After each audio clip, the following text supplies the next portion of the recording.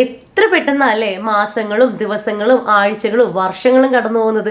കഴിഞ്ഞ ആഴ്ച Sunday special എന്ന് പറഞ്ഞ വീഡിയോ ഇട്ടതേ ഉള്ളൂ. ഇപ്പൊ വീണ്ടും ഒരു സൺഡേ കടന്നുപോയി. സാധാരണ പോലെ സ്പെഷ്യൽ ആയിട്ടൊന്നും ഉണ്ടായിരുന്നില്ല. മീൻകറിയും അവിയലും ഉണ്ടായിട്ടുണ്ടായിരുന്നു കേട്ടോ. പിന്നെ ഞാൻ പേടിയായതുകൊണ്ട് തന്നെ നമ്മൾ പൊള്ളിയതുകൊണ്ട് ആ ഭാഗം തിരിഞ്ഞു നോക്കിയില്ല. അച്ഛനായിരുന്നു ചോറ് വാർത്തത്. പിന്നെ ഇവിടെ തലമുറകളുടെ ഫോട്ടോഷൂട്ട് ഉണ്ടായിരുന്നു കേട്ടോ. നമ്മുടെ ചേച്ചിയും അമ്മയും ശിലമോളും ജന്നിയും ഒക്കെ ആയിട്ട് ഫോട്ടോഷൂട്ടായിരുന്നു. ഏട്ടനായിരുന്നു ക്യാമറമാൻ. അങ്ങനെ ഫോട്ടോഷൂട്ടൊക്കെ കഴിഞ്ഞ് നമ്മൾ ഭക്ഷണമൊക്കെ കഴിച്ച് കഴിഞ്ഞപ്പോൾ തന്നെ മോള് കിടന്ന് ഉറങ്ങിയിട്ടുണ്ടായിരുന്നു. പിന്നെ മോള് കിടന്ന് ഉറങ്ങിയതിന് ശേഷം നമ്മുടെ ചേച്ചി ഇൻസ്റ്റാഗ്രാമിൽ വീഡിയോ ചെയ്യുന്നത് പതിവ് പോലെ തന്നെ. ചമ്മലായതുകൊണ്ട് അധികം ഞാൻ വീഡിയോ നോക്കുന്നില്ല. പിന്നെ പാല് വാങ്ങാൻ മറന്നുകൊണ്ട് 2 പാല് വാങ്ങാനായിട്ട് നടന്നു വന്നുകൊണ്ട് ഞാനൊരു കൂട്ടിന് വന്നിട്ടുണ്ടായിരുന്നു.